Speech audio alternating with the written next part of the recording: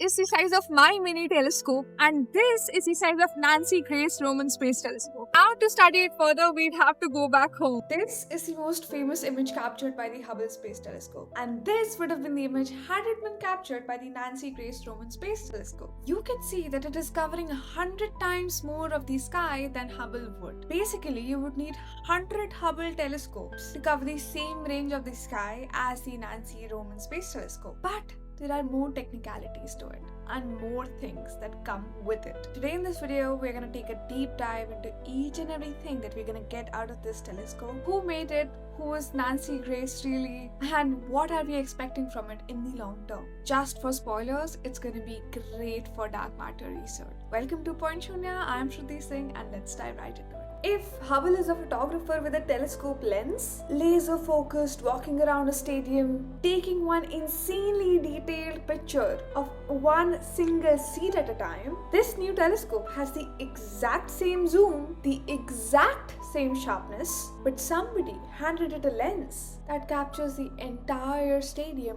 every single seat, just as clearly. That's technically not more powerful, that's just a completely different way of looking at the universe. And I promise you, by the end of this video, you're going to understand exactly why that matters more than raw power ever could. By the way, the Nancy Grace Space Telescope launches in just under a week now. And I've spent the last few days falling completely, embarrassingly in love with it. But before we get into the hardware, let's learn where this name came from. Because honestly, this is the most poetic justice thing that I have read recently. What lady would take mathematics instead of Latin?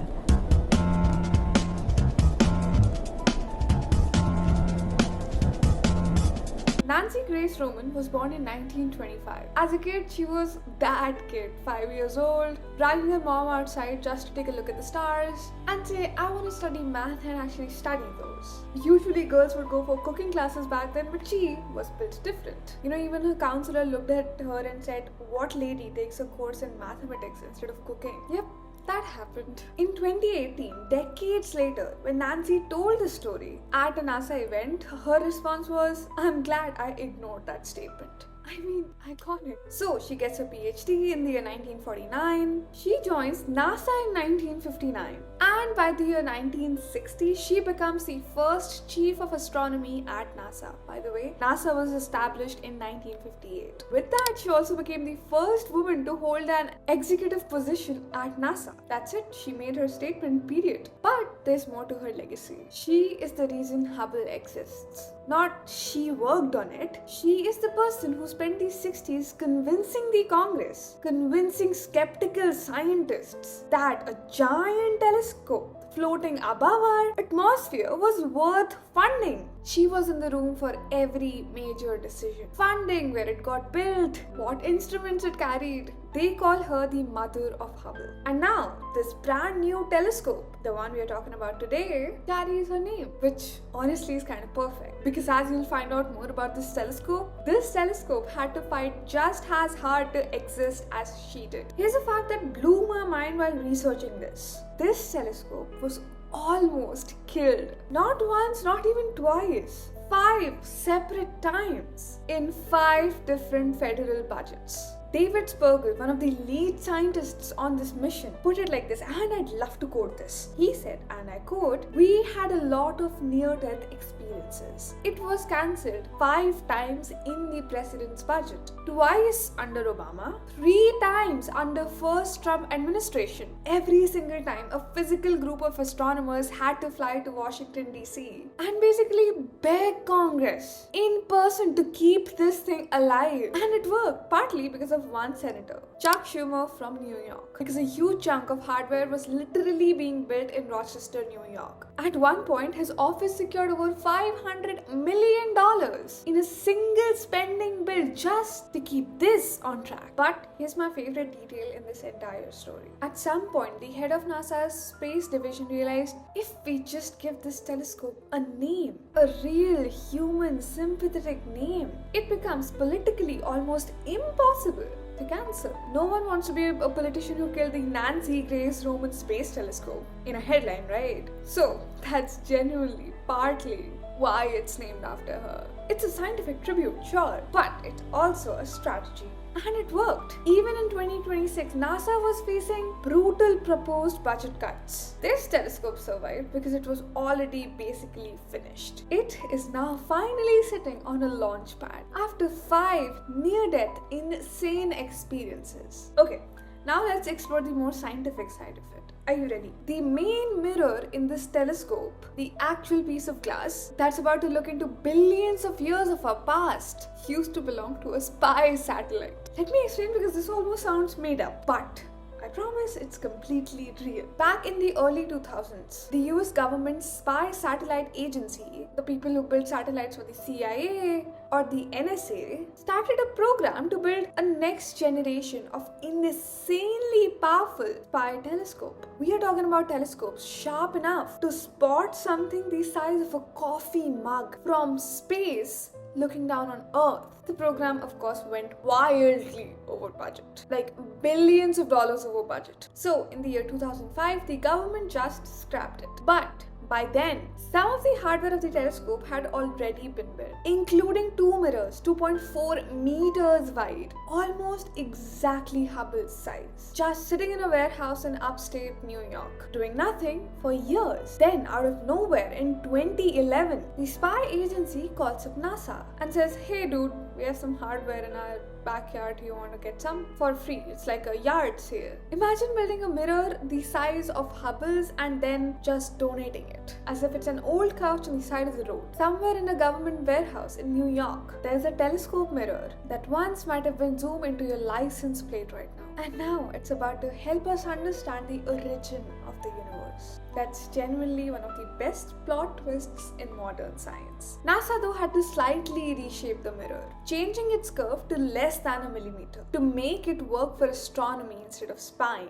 And that free, already built mirror is a huge reason that the telescope was eventually financially possible. Okay, now that you know the backstory, it's finally time to meet the thing. This telescope launches on August 30th, 2026 on a SpaceX Falcon Heavy rocket from the same exact launch pad that sent the Apollo 11 to the moon back in 1969. So it's not going into the orbit of Earth like the International Space Station or Hubble. It's heading somewhere much farther, somewhere called the Lagrange Point 2, about 1.5 kilometers away. For scale, that's roughly 4 times farther than the moon. It's heading to the exact same neighborhood as the JWST, which of course is already out there. So pretty soon we'll have humanity's greatest telescopes basically being neighbors, 1.5 million kilometers away from home. Now let's actually compare the numbers because this is where it actually gets fun. Hubble's mirror was about 2.4 meters. Roman's mirror is also 2.4 meters, literally identical.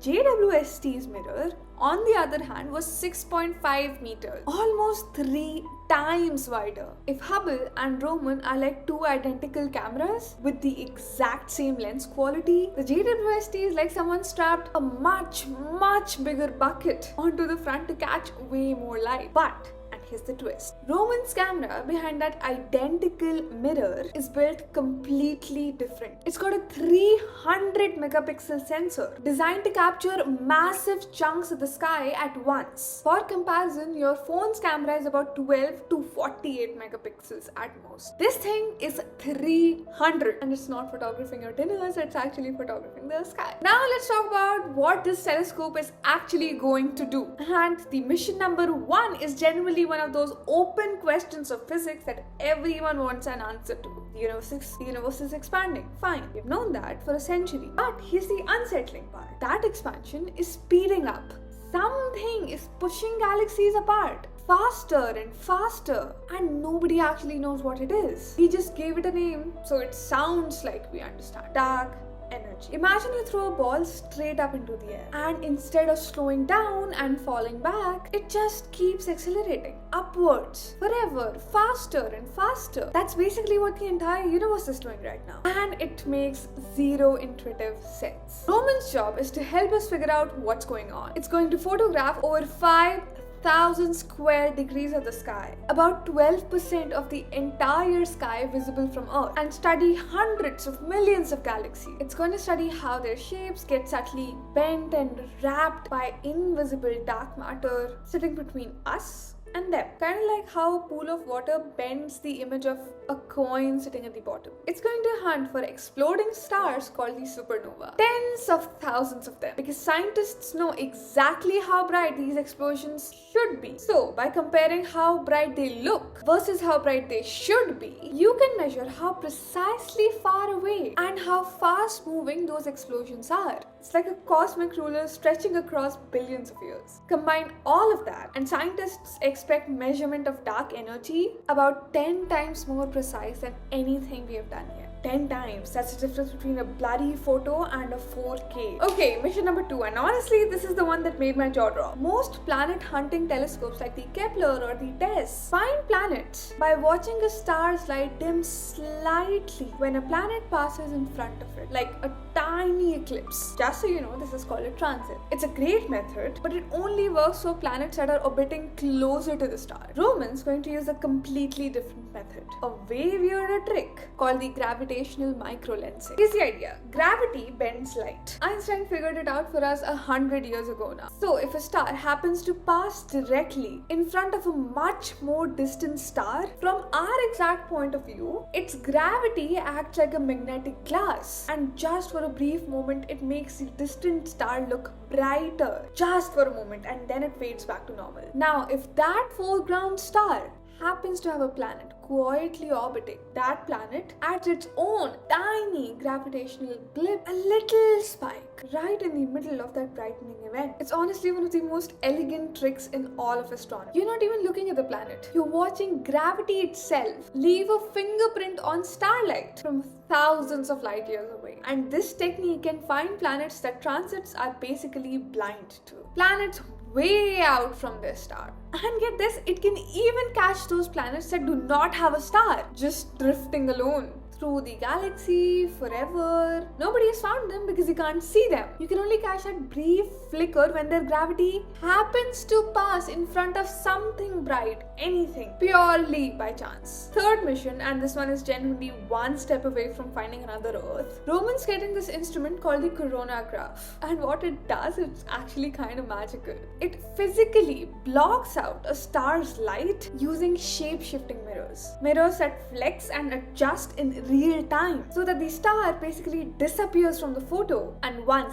that glare is gone, you can actually see the tiny, faint planet sitting right next to it. Think about how hard that actually is. Trying to photograph a planet next to its star, but you don't want to photograph a star. So you twist your hardware to adjust the lens and then get the shot of the planet. This has never been done in space before. This is gonna be the very first time. Now, a quick reality check, because I don't want to oversell this thing. Roman is not going to replace JWST. JWST's mirrors are almost 3 times bigger. But here's the thing, JWST also had twice the budget as compared to this telescope. But it also means that JWST can gather much more light from one single target, and it can see much deeper into infrared wavelengths that Roman just can't reach. There is a certain chemical signature, carbon dioxide, one of the molecules JWST famously detected in an alien atmosphere back in 2022, that Roman's cameras are literally unable to see.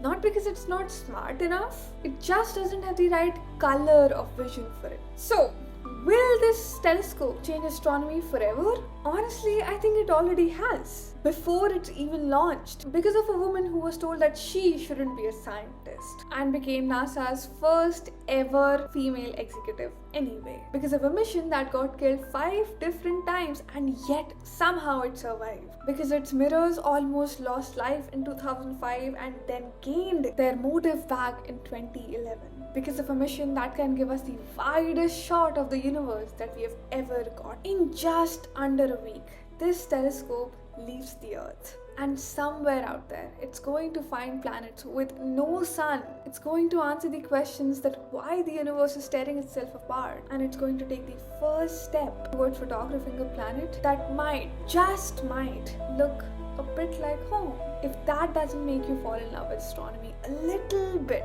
I don't know what will. This is Shruti signing off from Point Shunya. If you are here until now, don't forget to like, follow, share and subscribe.